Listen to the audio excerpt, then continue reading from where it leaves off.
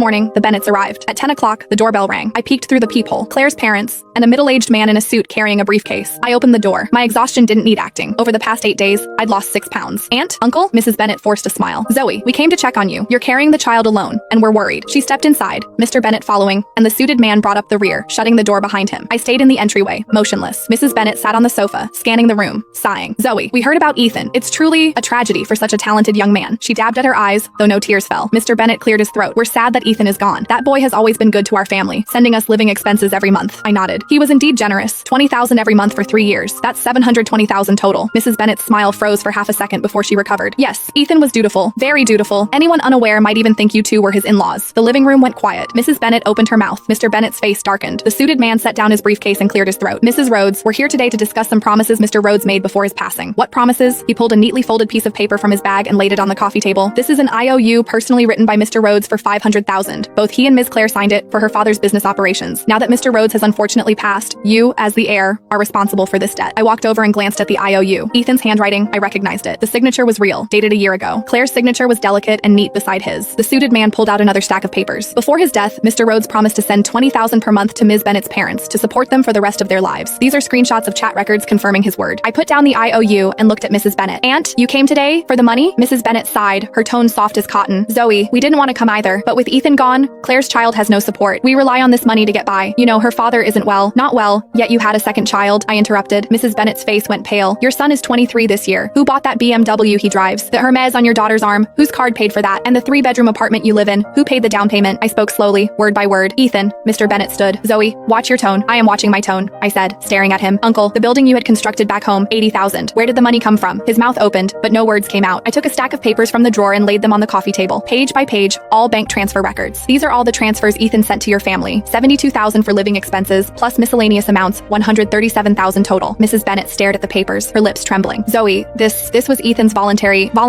I nodded. Then go ask him for it. The living room fell silent again. The suited man cleared his throat. Mrs. Rhodes, even if these transfers are accurate, it does not affect the legal validity of the IOU. As the heir of Mr. Rhodes's estate, as the heir, I interrupted, I have the right to first divide the marital property. Once divided, this money is mine. Besides, I also have a legal question for the attorney. I looked at Mrs. Bennett, voice low. Over the past 3 years, your family received $137,000. Does that count as unjust enrichment? Mrs. Bennett went completely pale. Mr. Bennett stood, pulling her toward the door. I leaned against the sofa, hands on my belly. My heart was racing, not from fear, but excitement. Mom, tomorrow your husband will be back. He's not my husband anymore. Right, tomorrow that dead man will be alive again. I picked up my phone and glanced at the calendar. Day 14. He's supposed to be back.